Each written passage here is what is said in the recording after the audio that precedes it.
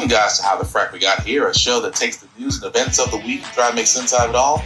I'm your host, the most Will Buchanan, and on this show, we simply are all about the facts. There are plenty of news stations out there that simply want to do anything short but inform you.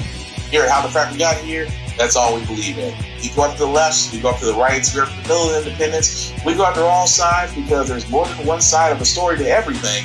And you need to know it all in order to actually formulate your own opinion. And that's what we try to do here at How the Frack We Got Here. Thanks for listening, and hold on. It's going to be fun. Welcome. All right, guys. Today's date, June the 11th, 2025, and this is How the Frack We Got Here. I'm your host, the most Will Buchanan, How the Frack We Got Here. We do take the events of the week and try to make sense out of it all. Before we do get started, guys, let you know that we do pride ourselves on being a news podcast, which means we are unapologetic. We are unapologetic, much like ABC News. But at the same time, guys, we do pride ourselves on citing from reputable sources with award-winning journalism. We don't do sensational news like Fox News, The Blaze, The Daily Beast, wherever extreme left or extreme right you get your views from. We simply don't do that. We only give you nothing but the facts. At the same time, guys, we do try to watch your language on this show, but words do fly. At the same time, guys, there may be videos or news bits that are shown on this podcast that might be too intense for younger viewers. So viewer discretion is advised. Aside from that, welcome. So there's another way I can start this except to say, well, either the honeymoon is over, and it more than likely is. If so, we are all along for the ride. But in case you were wondering, the two mean girls decided to have a Twitter war. Stunning public breakup. Elon and I had a great relationship.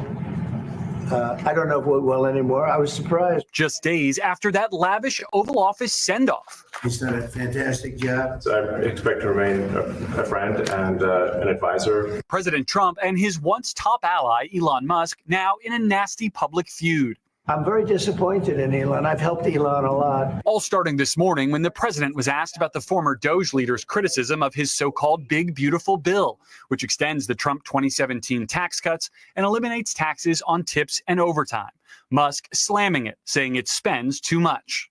Elon knew the inner workings of this bill better than almost anybody sitting here. The president, who recently showed off his Tesla at the White House, saying Musk's opposition began because the bill eliminates electric vehicle tax credits, which hurts Musk's business. He had no problem with it. All of a sudden he had a problem, and he only developed the problem when he found out that we're going to have to cut the EV mandate. Musk responding in real time on X. False. This bill was never shown to me even once. Moments later, writing, whatever, keep the EV solar incentive cuts in the bill, but ditch the mountain of disgusting pork. I pressed Trump about Musk's criticism. And this is the guy you put in charge of cutting spending. Should people not take him seriously about spending now? Are you saying this is all sour grapes? No, he worked hard and he did a good job. And I'll be honest, I think he misses the place. People leave my administration and they love us. And then at some point, they miss it so badly, and some of them embrace it, and some of them actually become hostile. I don't know what it is. It's sort of Trump derangement syndrome. Put the signs up, put the hat on. Let's go. All of it a sudden shift for Musk, who enthusiastically campaigned for Trump. Today, the president suggesting he would have won in 2024 without the support of the world's richest man. I think I would have won. Susie would say I would have won Pennsylvania easily anyway. Minutes later, Musk firing back, writing, without me, Trump would have lost the election. Such ingratitude. And this afternoon, the war of words escalating even further. President Trump posting, Elon was wearing thin. I asked him to leave. I took away his EV mandate, and he just went crazy. And that the easiest way to save money in our budget, billions and billions of dollars, is to terminate Elon's governmental subsidies and contracts. Musk then writing, time to drop the really big bomb. Trump is in the Epstein files. That is the real reason they've not been made public. Musk offered no evidence to back up his accusation, and nothing made public has implicated Trump, who's denied any involvement in Epstein's criminal behavior. The White House responding to Musk's claim, saying it's a, quote, unfortunate episode from Elon. The president late today posting, I don't mind Elon turning against me, but he should have done so months ago. This is one of the greatest bills ever presented to Congress. Across the board, Tesla shares. Meanwhile, as all of this unfolded, Tesla stock plummeted, losing over 14% of its value. All right, Garrett Hake joins us now live. Garrett, you also pressed the president on another major headline, his new travel ban on 12 countries. Yeah, that's right, Tom. This new ban includes Haiti, Iran, and Yemen. The president says those countries don't do enough to vet travelers and cited the Egyptian national who overstayed his visa and is now charged in that Colorado attack. But when I asked him why Egypt wasn't included on this list, he said they have things, quote, under control. Democrats have called this new policy reckless and discriminatory. Well, let's call it what it is, folks. The mean girls are fighting. The honeymoon is over. Elon got what he wanted and decided to dip. And then, the real size of them came out.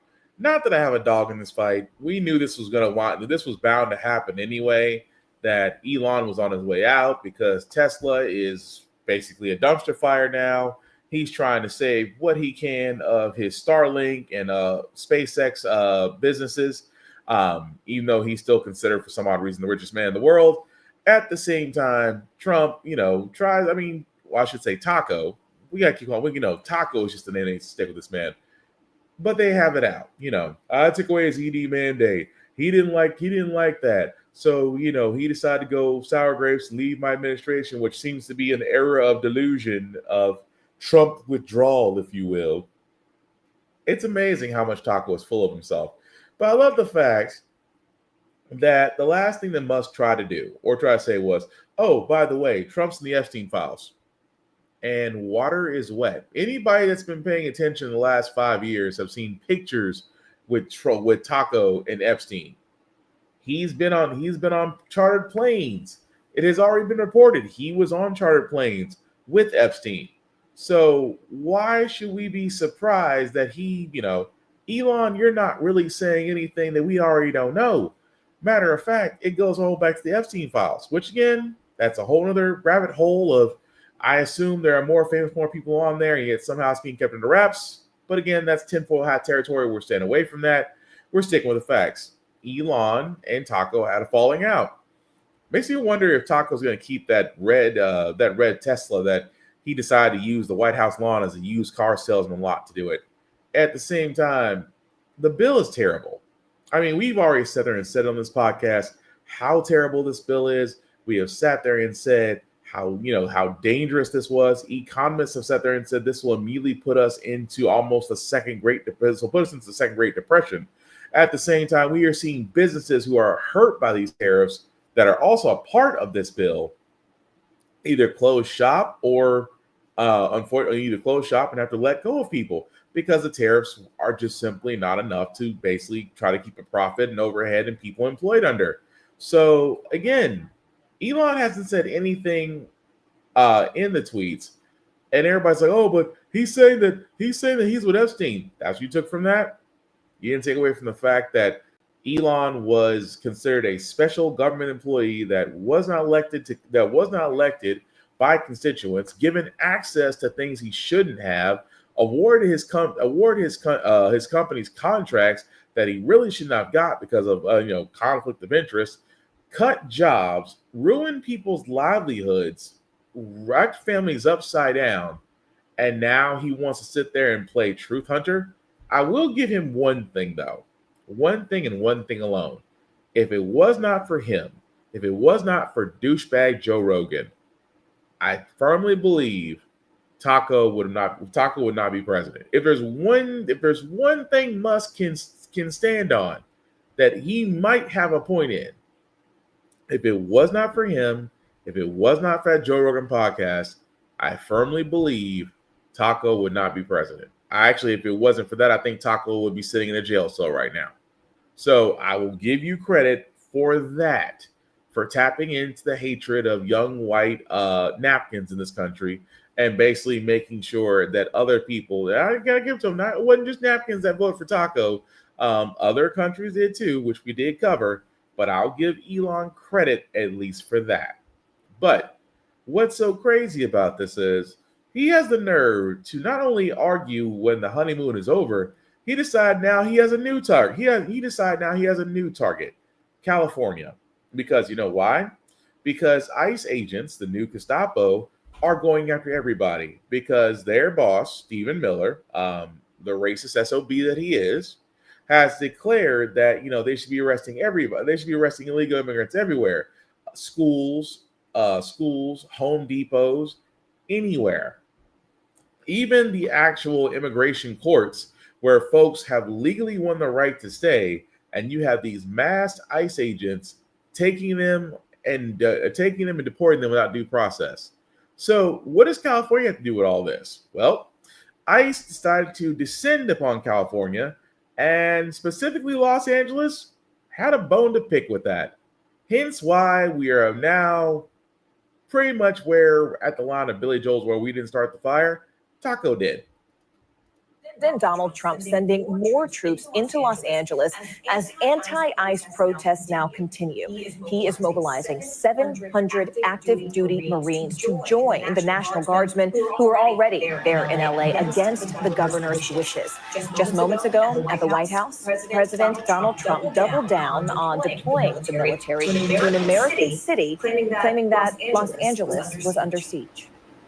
If we didn't get involved, Right now, Los Angeles would be burning, just like it was burning a number of months ago with all the houses of Los Angeles right now would be on fire, and we have it in great shape. We're not playing around. How will you determine whether or not there is an insurrection? Well, look at what's happening. I mean, I could tell you there were certain areas of Los Angeles that you could have called it an insurrection. But it's not just there. We are also seeing immigration protests spread to other cities, with even more demonstrations planned for later on today. NBC News correspondent Camila Bernal is live for us right now in Los Angeles. Camila, President Trump didn't rule out sending troops to other cities if similar protests were to occur. What else did he say just moments ago there in the Oval Office? Yeah, Morgan. So multiple times he said that LA would be under fire if you did not have the Guard here. And in terms of sending the National Guard, the president said that he needed to act fast, that he couldn't essentially wait for Governor Gavin Newsom, and essentially that he wouldn't wait for other governors. He wants to act and says that the National Guard will be here in Los Angeles indefinitely until there is no more danger. My colleague Garrett Haake also asked him about the Marines and their role here in Los Angeles. Here's what the president said. The Marines is, a lot of people think, an escalatory step, though. These are guys who fight wars. Are you at all concerned that things could get out of hand with Marines? When I see people City? Throwing concrete into cars, when I see people, the kind of people that I saw on your network doing danger to the police and to the military and to the National Guard, no, it's okay. These are very dangerous people. They're bad people. They were met with heavy force and they folded. And I think that local leaders here and protesters would say that Los Angeles is not burning or would not necessarily be burning if the Guard wasn't here. So, of course, we're waiting to see more reaction, but I think that's not well received necessarily here in Los Angeles. Yeah, I mean, what is the current status, though, of those Marines, the National Guardsmen who have already been sent to LA? Yeah, the Guard has been protecting some of the federal buildings, but we can say that the protests have been more scattered, have not been as violent as they were, say, over the weekend. There was definitely protesters still out last night. And at the end of the day, usually what happens is that they declare an unlawful assembly. So they essentially clear the streets. They make everybody go home. And yes, there was still some looting. When you walk through some of the streets in Los Angeles, there's a lot of graffiti. The Los Angeles Police Department saying they're going to look through all of this and investigate and try to get people to be held accountable for this. But usually what happens is that mostly it is a peaceful protest throughout the day. And then there's usually some group or one person that escalates it. A lot of people trying to prevent that from happening so that things don't continue to escalate it. Okay, so what we got so far is that, like they said, ICE agents being in California, specifically in cities like Los Angeles, trying to, what they say, capture illegal immigrants. Here's my thing. If you got to go to a Home Depot to pick up immigrants, it's kind of hard to sit there and argue the fact that you're picking up criminals when they are just people that are just looking to work.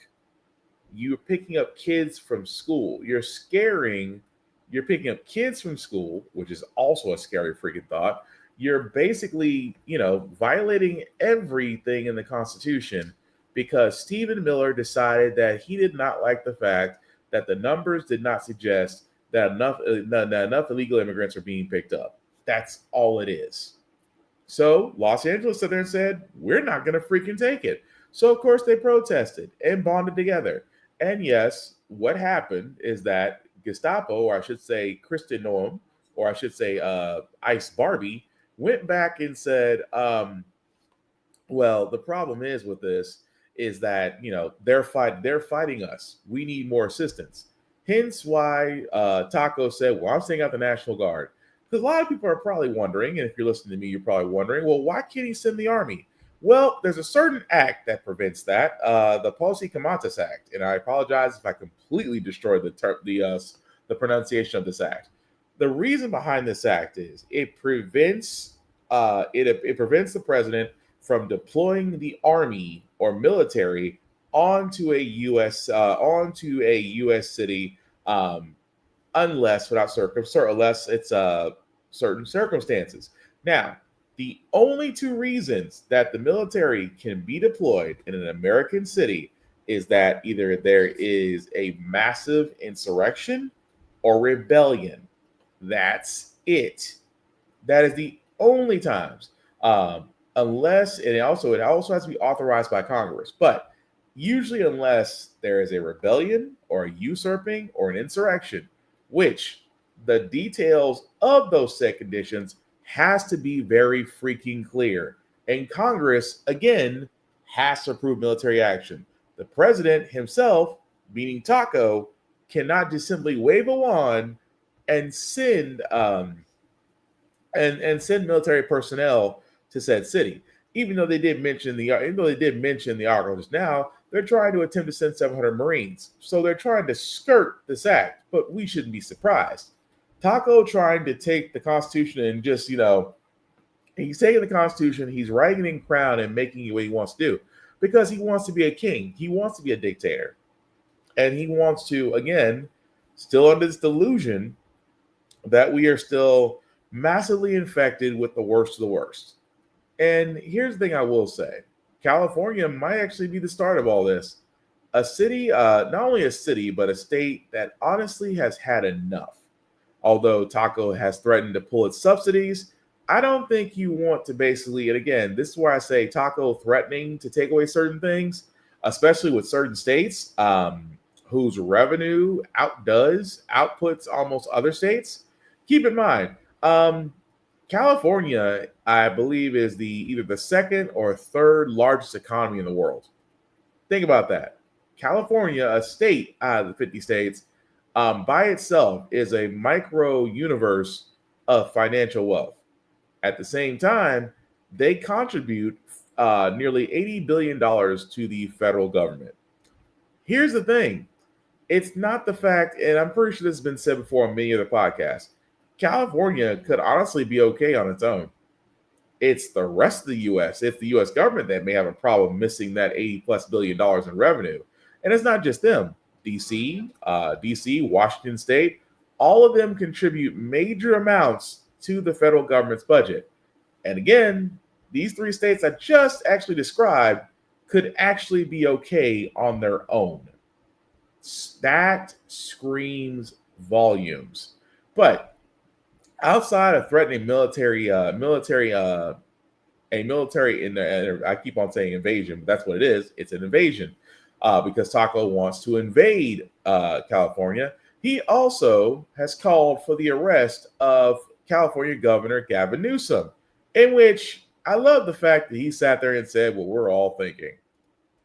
Lawsuit against the administration over the National Guard order. It comes as a war of words heats up between President Trump and Governor Gavin Newsom. ABC's Perry Russum joins us now with the latest on that. Good morning, Perry. Rhiannon, good morning to you. Tensions between President Trump and California Governor Gavin Newsom escalating as both leaders clash over the federal response to the protests. White House Border Czar Tom Homan floating the idea of arresting Newsom for allegedly obstructing federal immigration enforcement. Homan later walking that back, saying there had been no discussion of actually arresting the governor. But Trump has continued to criticize Newsom publicly, calling him lawless. Last night, Newsom describing the deployment of troops as chaotic and poorly managed. Just get it over with. Arrest me. Move on. We have hundreds of graduations down here. Kids are not going to their own graduations. It's mass panic out here in the nation's largest county, in the nation's largest state. Good, hardworking people, decent people. These are not the criminals. These are not the thugs. At a White House event yesterday, ABC's Karen Travers asking Trump what crime Newsom had committed that would warrant his arrest. I think his primary crime is running for governor because he's done such a bad job. What he's done to that state is like what Biden did to this country. And that's pretty bad. And then meanwhile, Defense Secretary Pete Hegseth heads to... You know what I want to do? The next time we cover anything that Taco says, I want to get a Biden count because Biden has got bigger fish to fry. The former president has got bigger fish to fry, and yet with the current Taco, Biden just seems to be in his head like a bad, almost like the worms in RFK's head. And I wish I could make that a joke. That brain is probably full of amoebas. But the thing I'm getting at is here, Gavin Newsom, the governor of California, has sat there and told Taco, "You want me? Come get me. Arrest me." Because like you said, you have kids, and like we described before, people being picked up from Home Depot, people being picked out of their homes, kids being picked out of high school graduations, folks getting picked up from immigration courts from cases that they've won to stay or have actually gotten their visas or green cards, and they're still getting picked up. So yeah, I can understand exactly where Governor Newsom is coming from. He's like, we're done. And he is, I mean, say what you want about California. California has learned a lot of things, specifically Los Angeles, since the 92 riots. They've learned that people can definitely band together. And when a big-ass neighborhood bands together, law enforcement has no shot. It's not because the Warriors wasn't a movie. Those first 20 minutes was a message. I'm just saying. Can you dig it? But outside of that, though, for some odd reason, Speaker Mike Johnson, who apparently does not have enough to do in his day, decided to also call out Governor Newsom, because I honestly think the more Mike Johnson speaks, the more I'm like, he is stuck in a time warp, because he has called for something I haven't heard since I was 5 years old, and it was on a Monty Python episode of the Holy Grail. The president said, possibly in jest, that if he were Tom Homan, he would arrest Gavin Newsom. Do you believe that Newsom should face consequences in a legal way? That's not my lane. I'm not going to give you legal analysis on whether Gavin Newsom should be arrested, but he ought to be tarred and feathered. I'll say that. I mean, look, he's standing in the way of the administration and the carrying out of federal law, right? He is applauding the bad guys and standing in the way of the good guys. He is trying to. He's a participant, an accomplice in our federal law enforcement agents being not just disrespected but assaulted. This is a serious problem, and the governor is now filing a lawsuit against the president. What a joke. Do your job, man. That's what I tell Gavin Newsom. Do your job. Stop working on your rebranding and be a governor.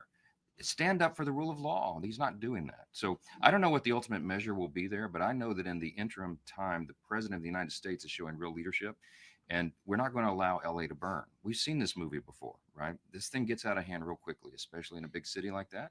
And if local and state officials are unwilling or unable to do their job, the president of the United States will do his. And all I can sit there and say, you know what? I don't know who's a bigger member of the Gluteus Maximus Club for Taco, because at first Lindsey Graham was just running away with it. Now Mike Johnson, House Speaker Mike Johnson, he's giving Lindsey Graham a run for his money right now. Oh, well, why doesn't Gavin Newsom be a governor? Why is he not standing up for the rule of law? He is. But here's the thing that they're not saying. It's not the governor. The governor is actually doing everything legally. He's not actually standing out there. He's not ordering the LAPD to not cooperate. He's not out there with the rest of the protesters that are, stopping ICE, or I should say the new Gestapo, from going into areas, scaring and breaking up families. Governor Newsom's actually doing it the legal way, because, the only way you can stop Taco these days is simply be in a court, unless he decides to play the trap card of saying that the Supreme Court is the only place he'll actually accept judgment, and he won't even accept that if they go against him.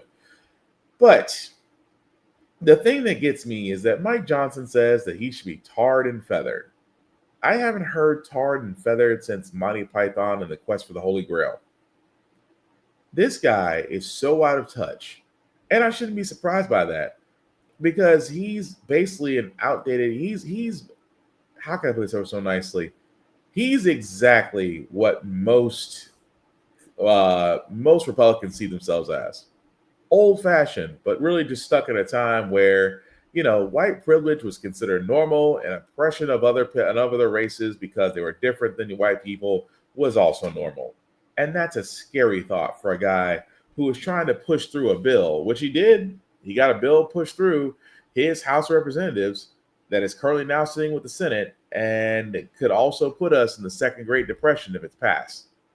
But calling for tarred and feather and saying that Gavin Newsom as the governor is not doing his job, and yet still firmly pressing his lips on the buttocks of Taco, and I mean full on press, leave a mark. Go back and wipe because you might have aimed a little too high. That's Mike Johnson for you. But hey, in the middle of all this, Taco still wants a parade. And I still cannot believe, with the fact they're trying to basically say California is becoming an insurrection state, Taco still wants a parade. Although it's supposed to be celebrating the 250 years in the military, not himself, but you couldn't tell. Final preparations are underway for Saturday's parade in Washington, honoring the 250th anniversary of the Army and coinciding with President Trump's 79th birthday. Officials say security will be tight, including drone surveillance and over 18 miles of anti-scale fencing. Military hardware is also rolling in from across the country. We brought 28 Abrams tanks, 28 Bradley fighting vehicles, 6 Paladins, and then 28 Stryker infantry carriers. Overall, that is 90 vehicles of the 150, which will be in the parade on 14 June. Army officials say they expect around 200,000 people to attend. Final preparations are on. So what's crazy about this is I don't understand it. Like, don't get me wrong, support the troops, love the armed forces. For all those that have served and continue to serve, thank you for your service. We understand that. But do you think this is the right time to have a military parade? That seems very Nazi-ish. I'm just gonna be honest because Trump does have certain people's qualities. Yeah, let's go with that. Certain people's qualities. Because the thing I'm not understanding is you would think as he's trying to send Marines into California that he still wants a military parade. And this is the same guy talking about wasteful spending. Wasteful fraud and abuse spending. And he wants a military parade.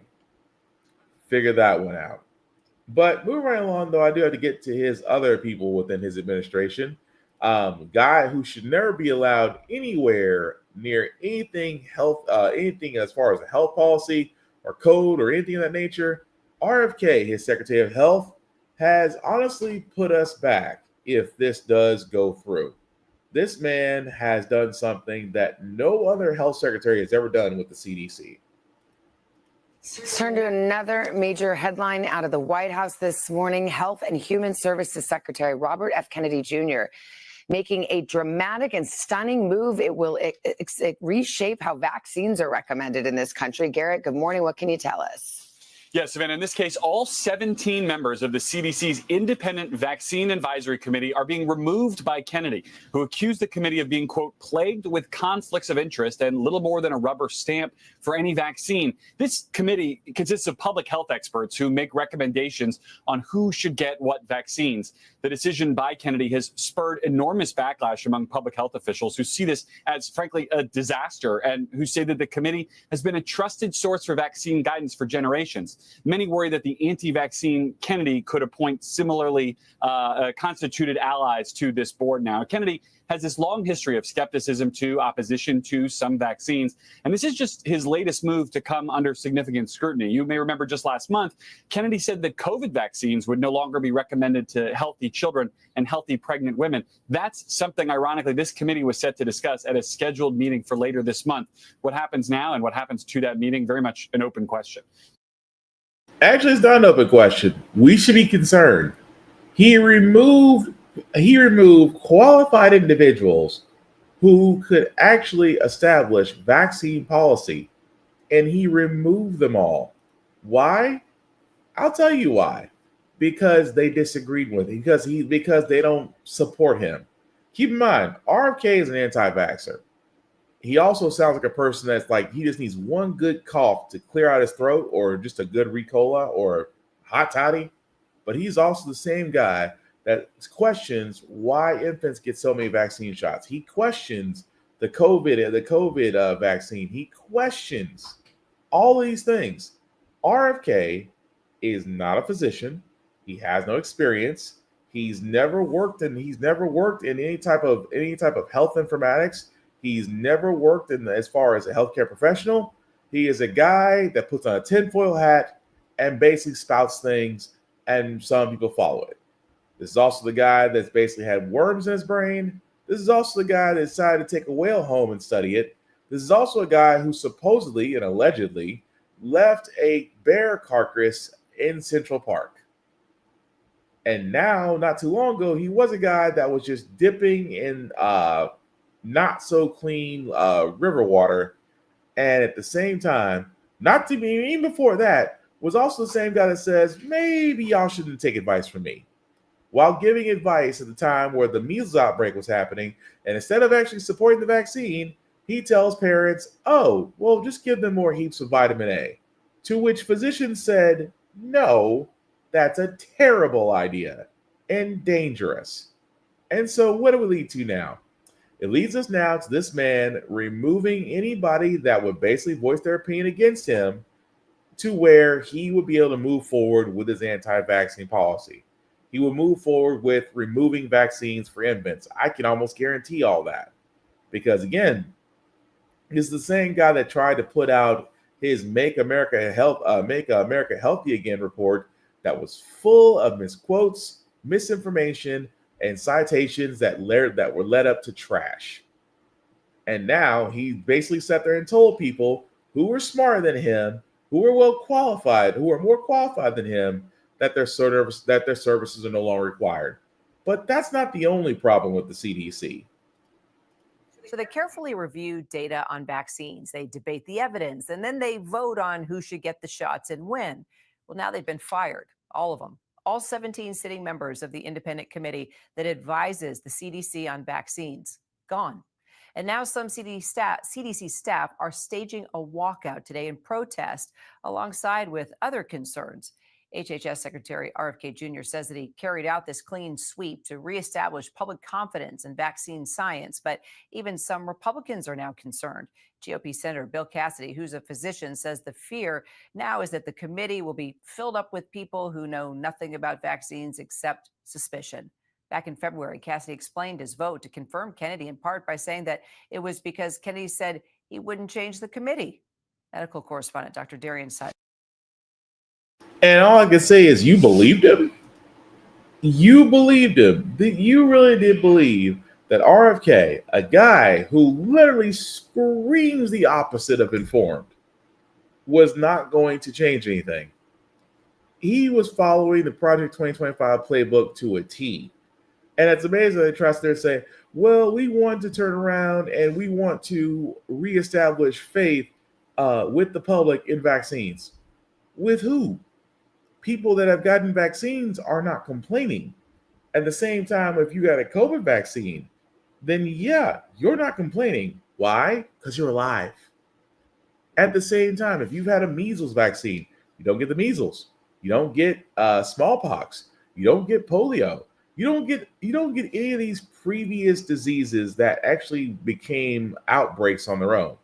But thanks to the fact that we have vaccines, those things are things of the past.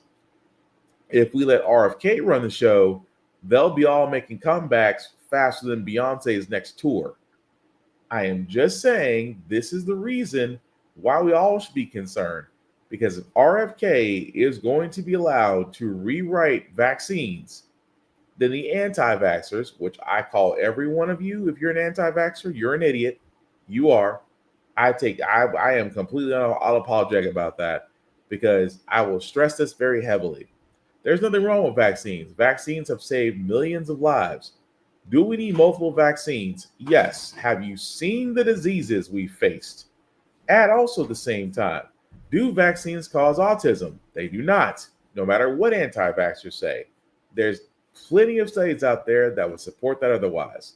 At the same time, will RFK wind up getting more people hurt than saved? Beyond a shadow of freaking doubt. But again, this is why I stare and say his administration from left to right is pretty much a caca show. But going back to a previous article we did cover about Trump's bans, yes, it's 2016 all over again. And on a dozen countries is now in effect. The new ban impacts people from all of these nations that you see on the screen. The president's also imposing partial restrictions on entry from these 7 other countries. The White House says it's targeting countries that lack proper vetting, don't share identity and threat information, or have high visa overstay rates. ABC's Matt Rivers has more from Mexico City. Hi, Matt. So what are some of the immediate impacts now that this ban's in effect? Yeah, so the immediate impact, of course, is going to be that hundreds of thousands of people who would travel to the United States for a variety of reasons over the coming months and years, whether it be working, whether it be to visit family members, whether it be for tourism, all of those visa applications are now going to be denied. Obviously, we know that there's a ban on the entry of the individuals from those countries, but effectively what's happening here is that when these countries' individuals go to the United States Embassy or a consulate in these countries and apply for a visa application, most of them are going to have those visa applications summarily denied. That has a number of different impacts, kind of what I listed off the top there. Of course, there's the obvious impacts of people coming here to work, people coming here for tourism, but you also have to remember that from these list 19 countries overall that's affected, you're talking about millions of people who are nationals or were nationals, maybe binational, have dual citizenship of both countries that are already in the United States. So let's say you're someone from Chad, for example, you're living in the United States, you're not gonna be able to have family members come visit you. So there's the humanitarian side of this, there's the business side of this, but of course what the Trump administration is saying here is that these are countries with either a history of terrorism, whether they have histories of high rates of visa overstays. These are countries that were investigated by the State Department and found to be worthy of being included in this ban. Of course, there's going to be challenges in court, just like we saw during the first Trump administration. So, yeah, what's crazy is, folks, is that we are now actually seeing, again, 2016 all over again. That I just want to get to this point because if you, and let me just throw this up there for a second. So, partial travel restrictions. Burgundy, Cuba, Laos, Sierra Leone, Togo, Turkmenistan, and Venezuela are partial. Whereas Afghanistan, Burma, Chad, Republic of the Congo, Equatorial Guinea, Eritrea, Haiti, Iran, Libya, Somalia, Sudan, and Yemen are no-goes. I wonder what all these countries have in common, because these are people of color countries. And some of those countries were the same ones that you put right back under the freaking thumb. Out of fear. Out of nothing but freaking fear. And that's the point of all this. That he wants to scare people into these things. And it just keeps getting worse. At the same time, folks, do want to bring up Harvard. Why do I want to bring up Harvard? Because Harvard, for lack of better words, seems to be in this escalating war with Taco. But now, other Ivy schools are coming along. Princeton, Yale, Dartmouth, Brown, and University of Pennsylvania are coming together to basically join in the court documents against Taco. And I can't knock it. It's a brilliant strategy. Because again, I mean, we still don't know the reason outside of Harvard pretty much saying F you to Taco is the reason why Taco has such a hard-on for this Ivy League school. But the fact that other schools are joining into the fight lets you know off the bat that it's not a money issue or a legal issue, because Harvard, Princeton, all have great law degrees. And if anything that Taco hates is lawyers, especially good ones. But another thing I wanted to bring up, because I'm in the South and religion is crazy down here. Southern Baptist, the Southern Baptist Convention decided during their convention that they wanted to pass a resolution calling for the reversal of the Supreme Court's decision on same-sex marriages. They're calling for a ban on that, on sports betting, and of course, corn.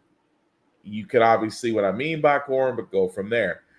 It is amazing to me that these immediate religious groups out there can sit there and push regular citizens who may or may not believe in them, who may not believe in the same religion they do, are now trying to go to Congress to push forward their agendas. I will say it like this because I wasn't the first person that said it. George Carlin, in his genius, said this a long freaking time ago. If any religious institution decides that they want to join and basically put their particular, if they want to turn around and put their opinion out there in the world to which we pay taxes, then their 501c needs to disappear. Every church that attended that Southern Baptist Conference that believes in pushing this message, their churches should now be taxed like a regular business. And watch how quickly they would get quiet. But I think it's high time. If your church has an opinion to where it basically goes against or it follows taco vibes, yeah, you should be taxed. Churches are supposed to be neutral. Churches are supposed to be Switzerland and supposed to be welcoming everybody. But if you're going to basically ostracize people, then you should be taxed for it. Because again, I can go into the whole religious world of, the fact that being religious means you have to accept a lot of things. But again, we'll be here all night. Just know off the bat, George Carlin had it right. Tax the churches. We'll be a lot better off. The next story I got, guys, is still weird because I figure it must be cold somewhere. Because Senator Josh Hawley wants to basically push forward with a resolution to raise the minimum wage to $15 an hour. Yes, the same Josh Hawley who was basically chicken feet during the January 6th insurrection with those terrorists. The same guy who basically voted Republican is also now trying to turn around and say, let's raise the minimum wage to $15 an hour. Let me tell you something. That's still poverty wages. It is still poverty wages. Why? Because everything has went up. $15 an hour will not get you in any door anywhere. At the same time, if the minimum wage actually followed GDP, our current production, the minimum wage would be somewhere between $28 and $35 an hour, because that's what you have to make. You literally have to be making $28 to a range of $28 to $35 an hour to basically live anywhere in the United States. $15 will simply not do that. At the same time, the fact that's coming from Republican, especially with Josh Hawley, I'm going to be honest, I don't see a lot of faith in that. I think it's going to pretty much fall on deaf ears because, again, I remember when President Biden tried to push for the minimum wage increase and Democrats didn't band together and say, you know what, we should do that. A lot of them got quiet, which tells you exactly how they feel about minimum wage, which, again, should be way higher by now since 2007. But, guys, I know we didn't really have a lot of news this week, but I do want to get to this one before we get to our feel-good segment, because if you don't know the name Terry Moran, you will tonight. This man, who was a part of ABC News, actually did a tweet over the weekend targeting Taco and Stephen Miller, calling them world-class haters. So he called them. He didn't call them any slanderous names. He didn't say anything out the bat. He just said world-class haters.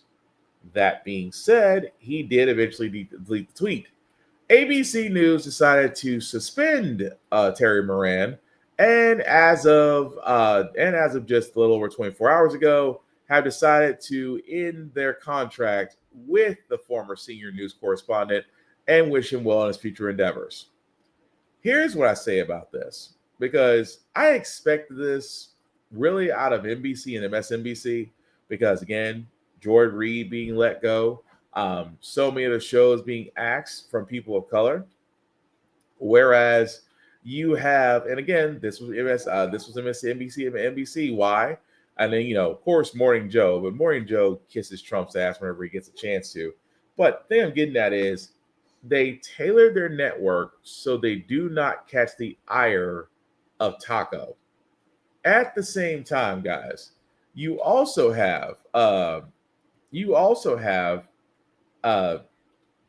CBS, ABC, also trying to change their tunes. And I will never understand that for as long as I live. I will never understand why they are so afraid, and I mean this ever so succinctly, that these networks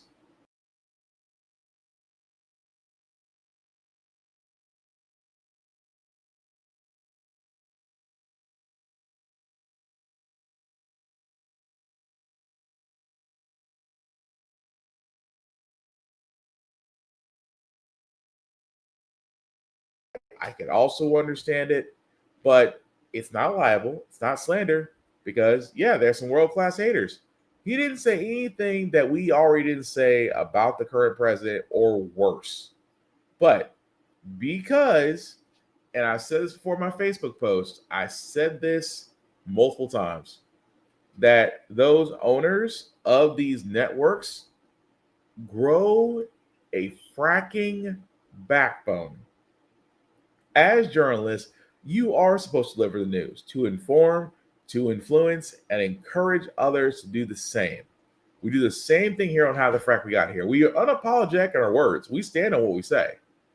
And I have said many a times what Taco was. I have said many a times what Stephen Miller is. And I've yet to be wrong about that.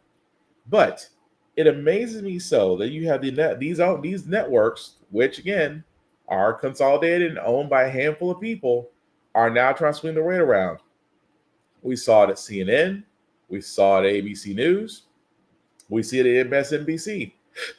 It makes no sense to turn around and remove personnel because you think it might ruffle the feathers of a man-child in the White House. And I don't blame, it's the thing about this. I don't get the whole reason to remove Terry Moran because all he said was world-class haters when Fox News and its correspondents at that laughing stock of a network have said way worse, and yet everybody there is still gainfully employed. Makes no sense. But we're going to go and move on to our feel-good news segment, guys, because usually how the Frack We Got Here, we do cover a lot of things that are doom and gloom, so sometimes you faith you may, but hey, it's Wednesday, tomorrow's Thursday. We will leave you guys out some good vibrations, and hopefully the next one will do that, as we do see a coach getting his flowers for the impact that he has on his kids and his community. A look at how one of the Thunder players, Isaiah Hartenstein, is giving back through an organization called Positive Tomorrows. It offers kids stability and quality education while giving parents the support they need to create a better life. And right now we are joined by one of those families, Layliana Brooks and her son, Jason. Good morning to both of you. Thank you so much for getting up so early to be with us. Layliana, congratulations to you. We hear that you just graduated with your certification in phlebotomy. Tell us a little bit about how Positive Tomorrows has impacted you and Jason. They've supported us since we came here from California in 2022. They've supported us like as far as like housing, like therapy for my son, childcare, like they just support us with everything. Just incredible. And let's talk about these finals here because Jason, tell us why you're such a big Thunder fan. What is it about this team? They're the GOAT. And what makes them that way? They got Isaiah. They got Shay. They cooking. They're unstoppable. And Mom, how about you? What makes you such a big Thunder fan? Jason. That's fitting. It's usually the kids that'll get you interested in something. We can see his Thunder shirt, how big of a fan he is. Jason, we also heard that today just happens to be your birthday. Is that true? You're looking a little shy over there. Happy birthday to you, Jason. We not only want to wish you a very happy birthday, but we've got We should do something about his birthday, right? What do you think? I think so. Yeah. We've got a little surprise for you and Mom. You guys, are you ready for this? You're going to go to Game 2 of the NBA Finals as special guests of Thunder player Isaiah Hartenstein. ESPN is giving you 2 tickets to tonight's game. Jason, you don't have to be shy anymore. You're going to the game. You're holding back that smile. You're going to the game. And we have a message for you from Isaiah. Take a look at this. Hey, Liliana and Jason, I'm excited to have you guys at Game 2. Thank you guys for all the support. Hope you guys enjoy it. Thunder up. What do you think of that? Are you excited to go to the game? Yeah, very excited. Thank you so much. Well, it's well deserved. And of course, they need their top fans in the house to cheer them on. So congratulations. Happy birthday, Jason. Thank you. Well, enjoy the game, guys. Thank you.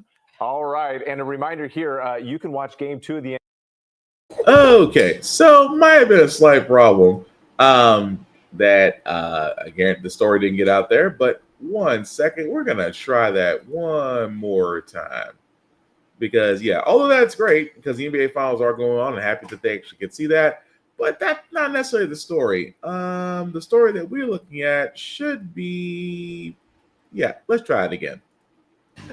We are back now with our series Sideline Superheroes, shining a light on coaches across the country making a difference in their communities. Ike Ajachi is at Gainbridge Fieldhouse, home of the Indiana Pacers in Indianapolis, with one coach who's a true leader on and off the court. Hey, Ike. Hey, Michael, good morning. The NBA is getting ready for Game 3 of the finals between the Indianapolis Pacers and the Oklahoma City Thunder. It's why we're here highlighting a very special coach. Coach Chris Hawkins here is a 3-time Indianapolis Coach of the Year who took his students to several conference championships and state tournaments. But if you ask anyone here, they'll tell you that he is so much more than a great coach. He's an amazing mentor, a leader of men who leads by excellence. Let's all give it up for Coach Hawkins, right? Come on now. God. Now, Coach, talk to me. What's it like being a coach for this team for so long? I mean, it's honor and a privilege. Historic school with so many great people that have graduated from the school and went to do different things, like Oscar Robertson, Ray Crow, Hallie Bryant, Stanley Warren, just to name a few. There's just so many people that have graduated and did great things. So just being a historic school that has so much history, and it's just special. They support us great. Right. Now we have the principal here, Principal Franklin. Thank you so much for being here this morning. You've known Chris for almost 10 years now.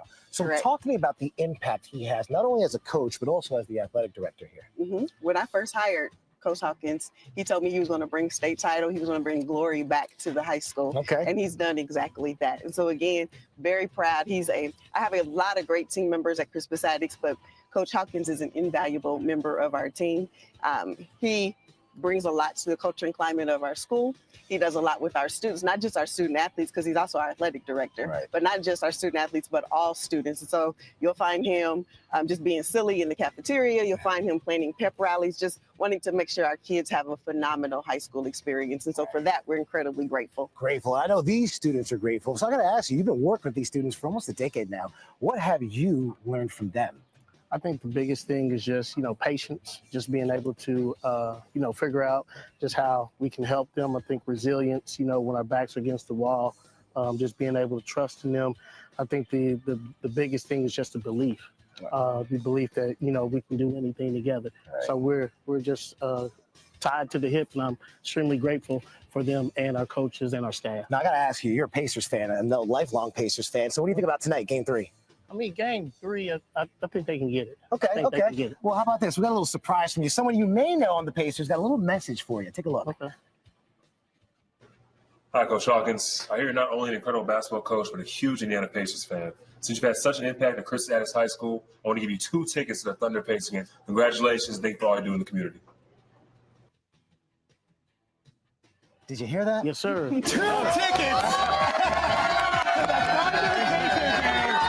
all right. And hold on, wait a minute. We're gonna need some swag to help you out. We got you. Oh, the freshest. Miles Turner. How you feeling right now? Feeling great. Guys, we're gonna have some fun here. Thank you. Back to you. All right. And congratulations, Coach Hawk. And that's cool. Like I said, everybody's getting to watch the finals. Always a great thing. But that's going to do it, guys, for this podcast. Do thank you all for liking, for watching. Glad people know this is live. I certainly appreciate that. Some shameless plugging before we do get out of here, guys. I do want to shout out Always Press Record TV. Why? Because How the Frack Got Here shows on that network. It can be seen on the Roku channel as well as Amazon Fire TV. Definitely check them out at Always Press Record or APR TV. Also, Blur Station, guys, please check out Blur Station. Again, another table for our type of programming, our content, and most importantly, our dollars should be going to. Definitely check out BlurStation.com, $10.99 a month to stream Blur Station on all smart devices. If you do want to join, select to join now. Select the Bird's Eye View of any memberships like Black Spartan, and I certainly appreciate that. And happy streaming. And also, guys, runforoffice.org. You've heard me talk about this. You want to know how the crazy people do it, how Moms for Liberty did it? It's basically because of this site. If you type in your address, it'll actually show you how you can actually run for office, whether you feel the call to serve locally or nationally. You can definitely do that and run and hopefully win. I keep saying this all the time, guys. We need more people involved. That is the only way we're going to prevent a third version of Taco. And trust me, he's trying to figure out a way to get around it. That also being said, guys, you can definitely check us out on How the Frack We Got Here on all the socials, Facebook, YouTube, and TikTok, and all that good stuff. As for myself, Black_Spartan615, you can definitely like, share, and follow me. And again, just like NPR, guys, we can do none of this without you, as my daughter Zuri is up and active. Yeah, I love her to death, though. But yes, we cannot do any of this without you. So definitely like, definitely share, definitely subscribe. Let people know about the episodes, because we are trying to fight the algorithm, but this person's got hands. At the same time, guys, don't doom scroll. I know a lot of things are happening in the world right now, but don't doom scroll. Really get outside, enjoy the environment, because it's summertime. Please make smart decisions, because again, we don't want anybody doing dumb stuff unless you're trying to get into good trouble. But at the same time, check on your friends, call or text. This is also check on your people. You never know what somebody could be going through, but maybe just saying hi or saying hello, let them know you're thinking about them could save a life. Trust me, you really could. At the same time, guys, again, protect your peace. Do something that makes you laugh and have fun. Because we are going to get through this together. If anything California has shown us, we can do great things when we band together. But the last thing I say about the Frack Got Here, guys, it's all about staying informed. We are not trying to reinvent the wheel. We are simply giving you all the information, allow you to make up your own mind. But we do provide a lot of perspective that goes along with it. Do we do better as society once we're informed? We progress, that we move forward. We try to right the wrongs of our past and making decisions now that we should have done back then, like electing our first black woman to the Supreme Court, electing our first black woman to the Federal Board of Governors, and maybe one day electing our first black woman to be called Madam President. All great things. We don't learn from history. We are doomed to repeat it. That's what we keep asking ourselves. Why does everything go up but our paycheck? Why are we electing different politicians but still the same old gang in Congress? And most importantly, how the Frack We Got Here. Thank you all for watching, guys. Please take care of yourselves and each other, and I promise we'll get through this. Have a good night, guys. Good night and good luck.